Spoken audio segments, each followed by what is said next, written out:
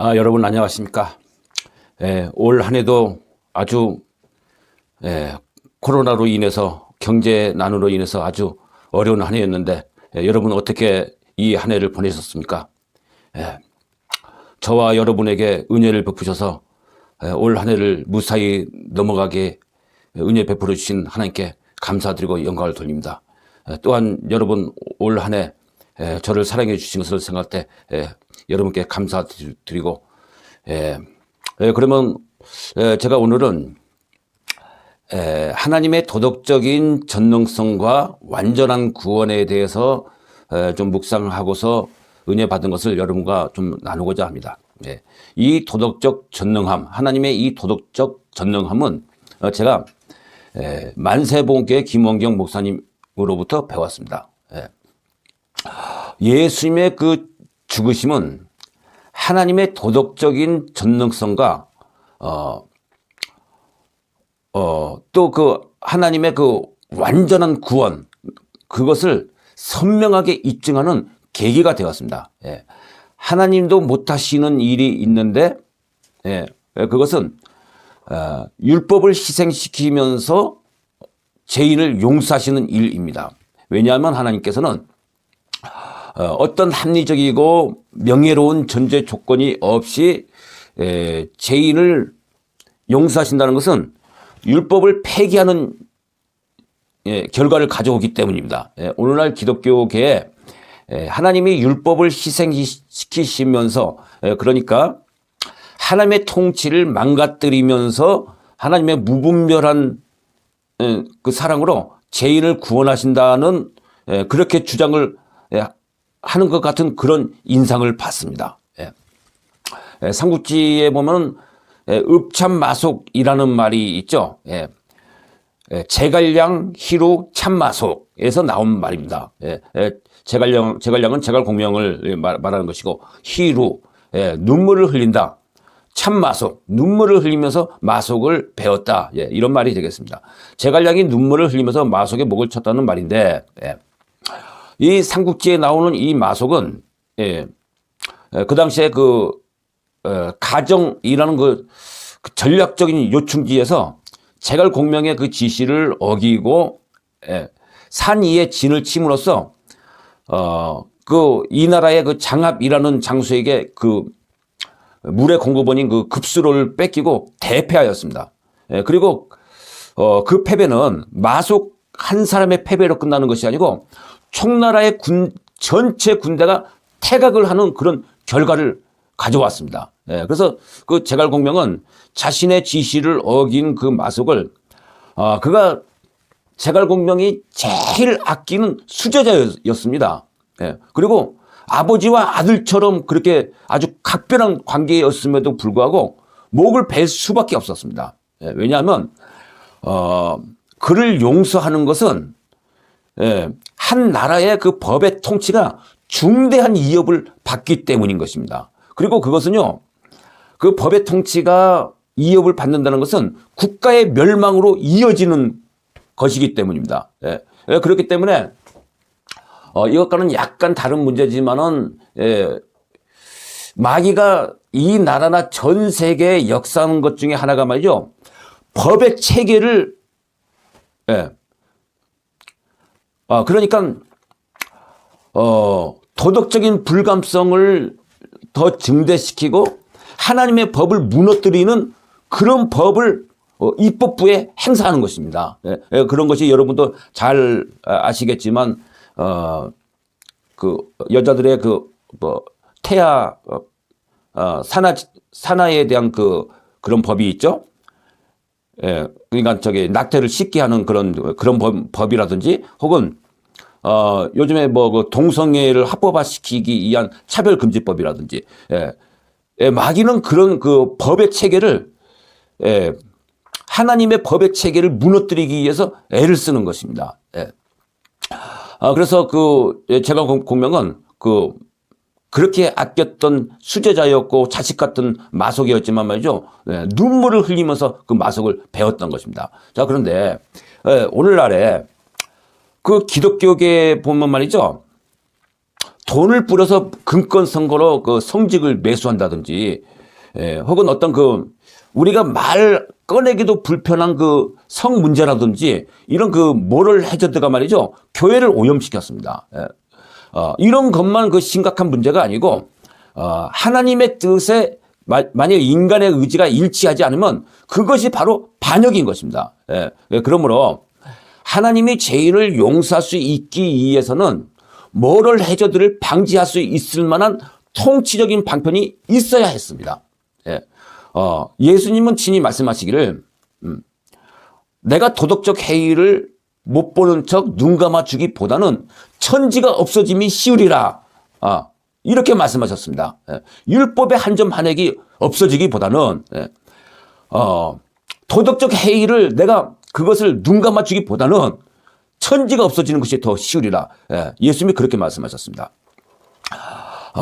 그런 통치적인 방편, 죄를 억제시키고 그 성결을 증가시킬 수 있는 그런 통치적인 방편이 없었기 때문에 구약시대 예수님이 죽으시기 전까지는 일반적으로 진정한 용서가 없었습니다. 모든 죄를 포기하게 할 만한 도덕적인 영향력이, 그런 도덕적인 영향력을 베풀 만한 그런 통치적인 방편이 없었기 때문인 것입니다. 그래서 구약시대는 말이죠, 속죄 제물을 받으시고 넘어가신 것입니다. 그러니까 이것은 하나님께서 죄를 눈 감아 주셨다 이런 말씀이 아니고, 개혁의 때가 올 때까지는 한시적인 방편으로 넘어가 주신 것입니다. 큰 하나님의 자비하심 아량으로 넘어가 주신 것입니다. 그러니까 여기서 오해하지 말 것은 하나님이 용서하지 않았다는 말이 아니고, 예수님이 죽으셔서 죄인을 진정으로 하나님에게 돌이키게 해서 하나님으로 하여금 큰 기쁨으로 받아들이는 영광스러운 용서에는 미치지 못했다. 이런 말입니다. 왜냐하면 신약 백성들에게 요구하는 후회할 것 없는 해결을 구약 백성들은 요구받지 못했고 거기에 미치지 못했습니다. 왜 하나님은 구약 백성들에게 그런 후회할 것 없는 해결을 요구하시지 않았을까요? 그것은요, 그들의 마음을 온통 마구 흔드는 그런 어떤 방편이 없었기 때문인 것입니다. 그러나 그 구약 시대에도 말이죠, 열심히 기도하고 하나님과 친밀해서 친밀한 관계를 구축하고, 그리고 하나님의 도우심을 받아서 영감 있는 어떤 은혜를 받은 사람들은 그래도 상당한 그런 해결을 하지 않았는가? 저는 그런 생각을 하는 것입니다. 그러므로 온전히 회개하지 않고 구약 백성들은 온전한 회개는 미치지 못했고, 다만 애면적인 행위에 대해서 회개하는 정도였기 때문에 하나님은 말하자면 우리가 맑은 하늘에 보면 구름 한 점 없는, 티끌 하나 없는 그런 맑은 하늘처럼 명랑하게 받으실 수 없었다. 그러나 용서하지 않으신 것은 아니다. 이런 말이 되겠습니다. 세례 요한을 포함해서 구약 백성들은 예수님의 십자가의 죽음의 영광스러운 빛을 보지 못했습니다. 그래서 세례 요한조차도 신약 백성들처럼 말이죠, 기름진 회개를 할 수가 없었습니다. 그런 결과로 세례 요한도 예수님을 믿는 믿음이 흔들렸던 것입니다.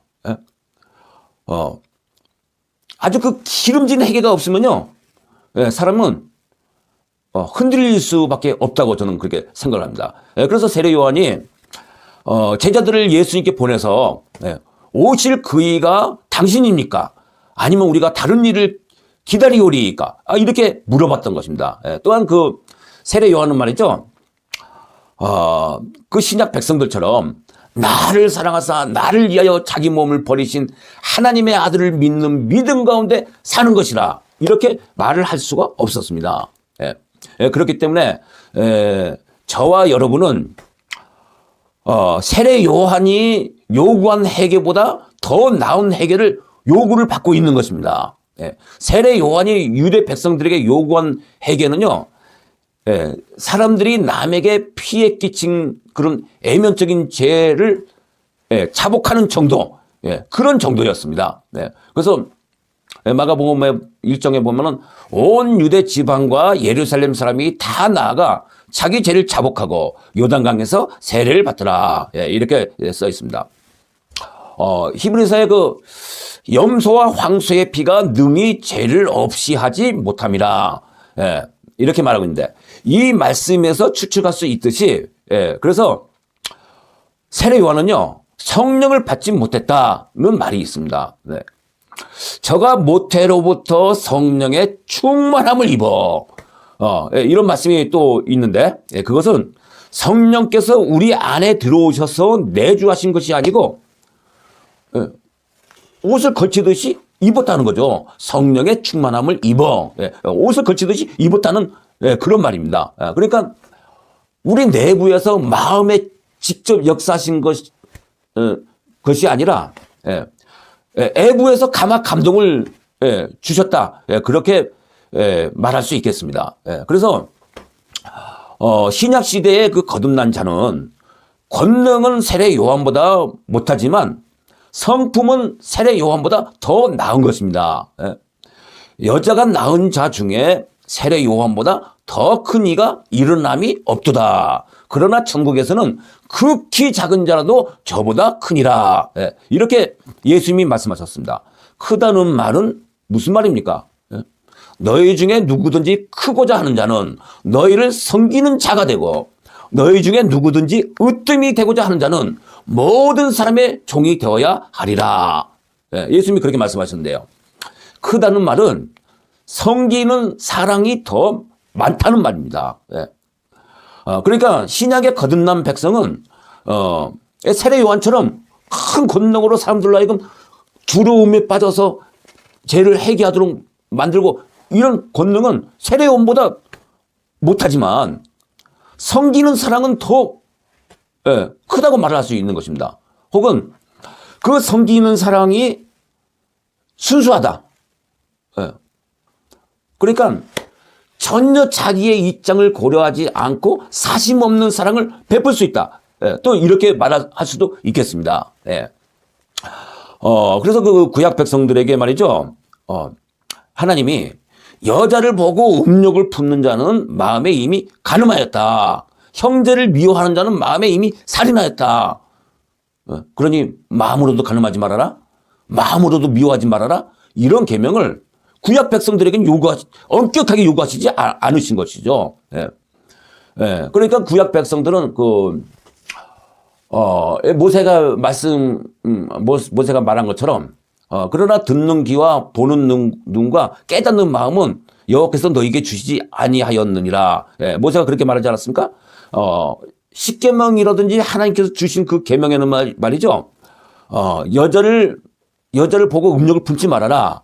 형제를 미워하지 말아라. 형제를 미워하는 것도 살인이다. 이런 의미가 거기 포함되어 있습니다. 그러나 깨닫는 마음이 그들에게는 없었기 때문에, 예, 하나님께서 그들에게 엄격하게 그것을 요구하시지 않으셨다. 예, 이런 말입니다. 예. 왜냐하면 그것이 사실상 불가능하기 때문인 것입니다. 예, 그래서 그들은 아마도 내가 애면적으로 사람들에게 친절하고 부드럽고 이런 그러니까 육체적인 예법을 지킬 정도의 그 성령의 공급하시는 영향력을 받지 않았나. 예, 그렇게 생각이 되는 것입니다. 예. 예수님이 내가 율법이나 선지자나 폐하러 온 줄로 생각지 말라. 폐하러 온 것이 아니요 완전케 하려 함이로라. 예, 예수님이 그렇게 말씀하셨습니다. 예수님이 오시기 전까지는 율법의 그 순전한 요구가 베일에 쌓여 있었고 예수님이 오셔서 그 율법의 정신을 요구하게 된 것입니다. 예. 그 율법의 정신은 무엇인가? 온 마음을 다하여 하나님을 사랑하고 이웃을 내 몸처럼 사랑하라. 예. 예. 이웃을 사랑하라. 예. 예. 하나님의 구원은 완전한 구원입니다. 예. 웨슬리 목사님은 말씀하시기를 신자는 죄를 짓지 않을 정도로 완전하다. 예, 그렇게 말씀하셨습니다. 예, 불완전한 구원이 아닙니다. 만일 여전히 죄 가운데 산다면 그것은 십자가를 통해서 그 용서의 길을 완성하신 그 하나님의 그 도덕적인 전능함에 대한 허물이 될 것입니다.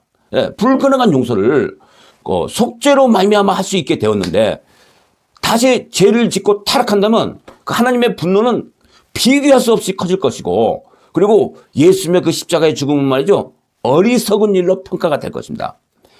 가장 값비싼 최고급 건축 자재로 집을 지었는데 하루도 안 돼서 무너졌어요. 그래서 이유를 조사해 봤더니 그 건물을 모래 위에 지었어요.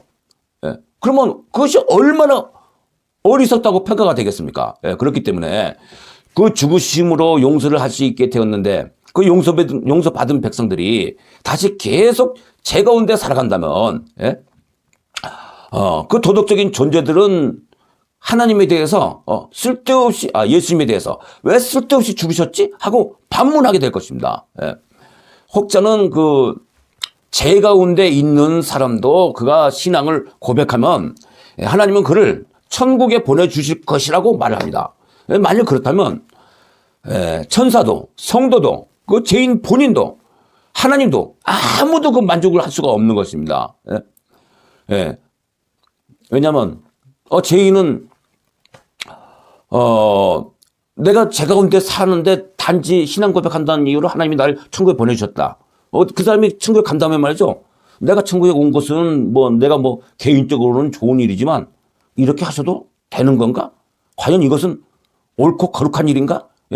죄인은 그렇게 하나님에 대해서 의구심을 품을 수밖에 없는 것이고, 천사들도 그런 하나님에 대해서 이해를 못하게 될 것이고, 하나님도 말이죠, 영원히 후회를 하실 일인 것입니다. 그렇기 때문에 죄 가운데 사는 사람이 천국에 간다는 것은요, 그것은 불가능한 일인 것입니다.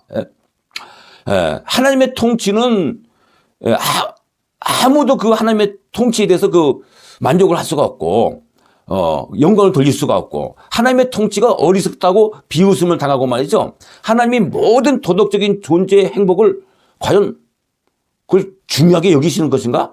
하나님이 그걸 추구하시나? 하고 의심을 받게 될 것입니다.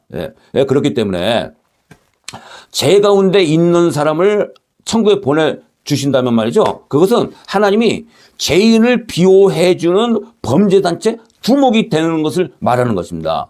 올 봄인가요? 그 신문지상에 한참 그 말썽이 났었는데, 김아무개라는 그 뉴질랜드에서 근무하던 그 애교관이 말이죠, 현지에서 동성 백인 남자를 성추행했습니다. 그랬는데 현지 법정에서 그 기소가 되기 전에 말이죠, 우리나라 정부에서 재빨리 빼돌리고 말이죠, 필리핀 총영사로 보냈습니다. 그래서 그 뉴질랜드의 그 여자 총리 있죠, 저신다 아든 총리인가? 그 총리가 문재인 대통령에게 전화를 해서 국제적인 망신을 항의를 해서 말이죠, 국제적인 망신이 된 것입니다. 그런 경우에 문재인 대통령은 범죄단체 두목이 되는 것입니다. 얼마나 국가적으로 망신입니까? 이 국격이 실추되는 거죠. 하나님은 그런 일을 하실 수가 없는 거예요. 이 지구상에서 죄 짓고 죄 가운데 살아갔는데 그가 단지 예수님은 나의 주님입니다, 나를 위해 죽으셨습니다, 그렇게 신앙 고백한다는 이유로 빼돌려가지고 천국에 보내주신다. 하나님은 그럼 하나님은 범죄단체 주목이 되는 것입니다. 히브리서 10장 1절에 보면 율법은 장차 오는 좋은 일의 그림자요 참 형상이 아니므로 해마다 늘 드리는 바 그 똑같은 제사로는 나아오는 자들 온전케 할 수 없느니라. 율법은 장차 오는 좋은 일의 그림자다. 그러니까 참 형상은 예수님이시고 예수님의 십자가인 것입니다. 해마다 드리는 그 똑같은 그 율법의 제사 형식, 그것은요 죄인을 온전케 하지 못하지만 예수님의 그 십자가는요 죄인을 온전케 하는 것입니다. 온전케 한다는 말이 무슨 말이죠? 죄 짓지 않는 거룩한 삶이 되게 한다, 이런 말입니다. 그래서 10장 2절에는 그렇지 아니하면 섬기는 자들이 단번에 정결케 되어 다시 죄를 깨닫는 일이 없으리니 어찌 제사 드리는 일을 그치지 아니하였으리요.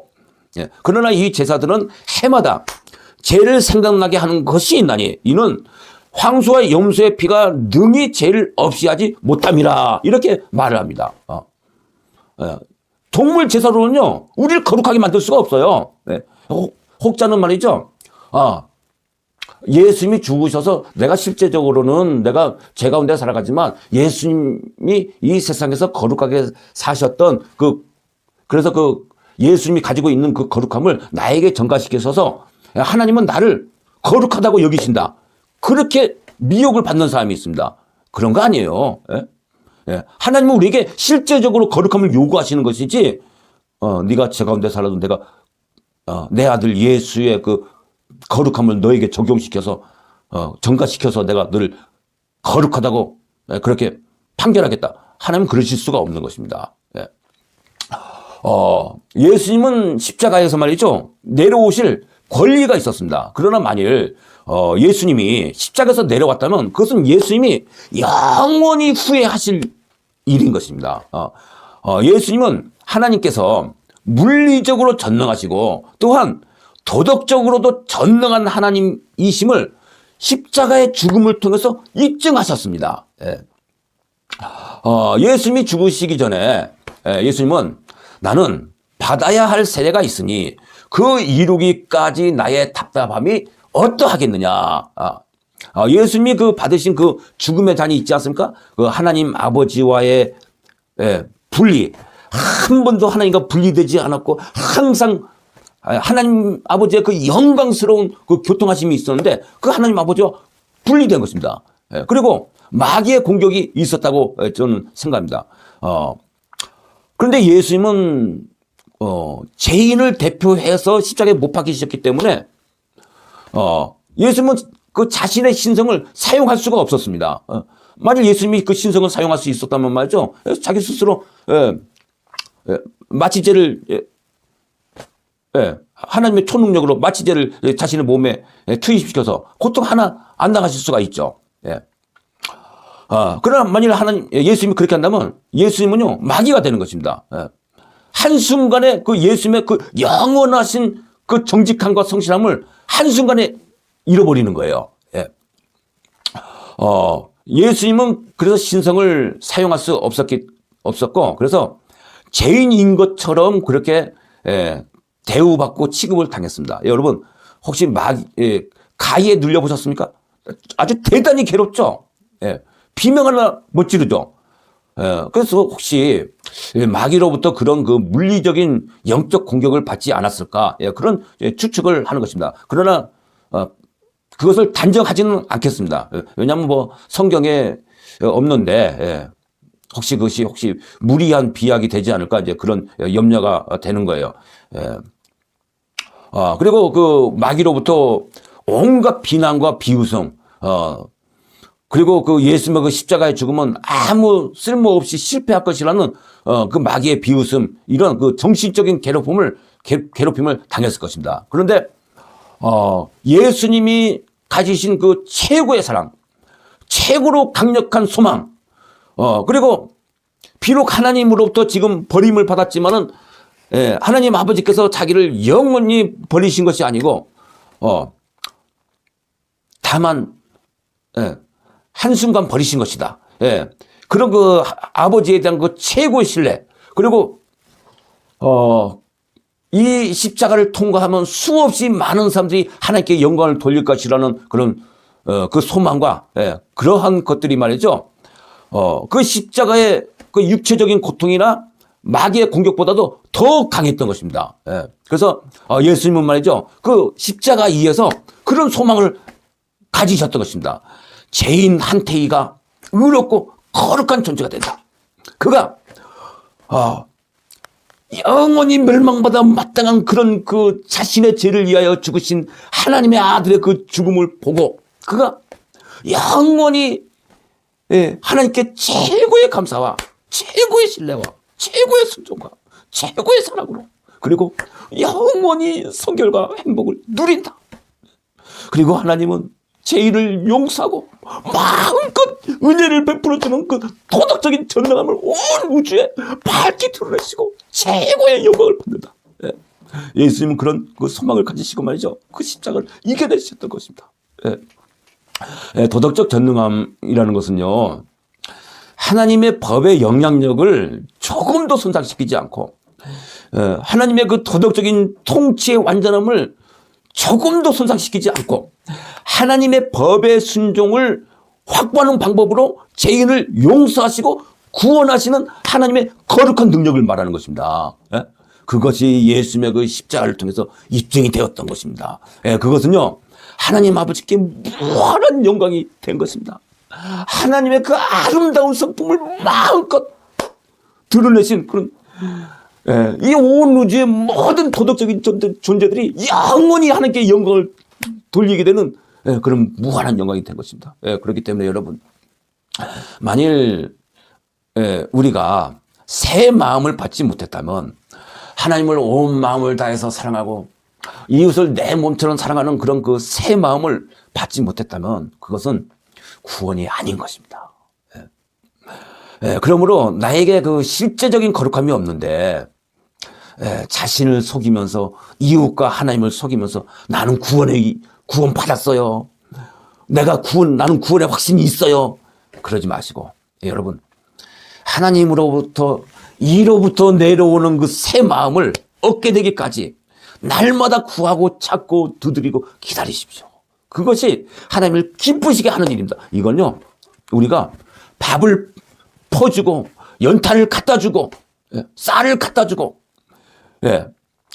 혹은 뭐 촛불을 들고 뭐 인권을 위해서 일하고 민주주의를 위해서 일하는 것보다 하나님이 그것을 간절히 원하시는 것입니다. 또는요, 우리가 뭐 예언의 은사를 받아서 예언 사역을 하는 것보다도 하나님이 강력하게 원하시는 것입니다. 새 마음을 받아라. 그러니까 또 이렇게 말할 수 있습니다. 저나 여러분이 목사님이 돼서 하나님의 일을 하는 것보다도 하나님께서 더 원하시는 일이 예수님을 구하고 찾고 믿는 일인 것입니다. 왜 그런가? 내가 선지자로 하나님의 일을 했는데, 내가 권능을 받아서 귀신을 쫓아냈는데, 내가 이 세상에서 수많은 봉사활동을 했는데 마지막 심판 때 내가 너희를 도무지 알지 못한다, 불법을 행한 자들아 나를 떠나가라. 그럼 그게 무슨 소용이 있습니까?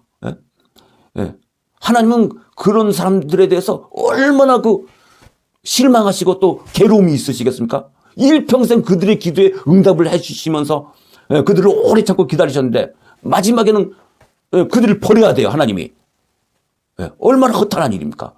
그렇기 때문에 하나님께서 우리에게 가장 강력하게 요구하시는 것이 무엇이냐? 선지자가 되는 것보다도, 밖에 나가서 무슨 봉사활동을 하는 것보다도 내가 하나님을 영광스럽게 하는 그런 사람이 되리라.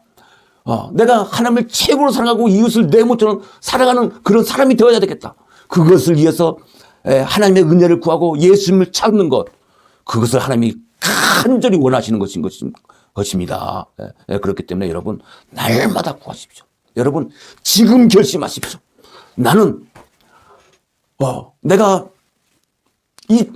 입술 몇 마디로 하는 그런 허탄한 구원, 내가 예수님을 주님이라고 신하니까 내가 구원을 받았다든지, 예수님이 날 위해 죽었다고 내가 고백하기 때문에 내가 죄에서 돌이키는 일 없이 내가 천국에 갈 수 있다든지, 이런 그 거짓된 구원을 나는 이제 인정하지 않겠다. 나는 참된 구원을 부지런히 구하겠다. 나는 예수님을 간절히 찾겠다. 그렇게 결심하십시오. 너희가 전심으로 나를 찾고 찾으면 나를 만나리라. 그래서 여러분, 그래서 예수님을 영접하게 되면요, 저나 여러분요, 영원히 계속해서 이 지구에서 최고로 감사하고 저 천국에서도 최고로 감사하게 될 것입니다. 그리고 하나님은요, 큰 영광을 받으실 것입니다. 믿으시기 바랍니다. 감사합니다. 그렇게 되기를 바라겠습니다. 감사합니다.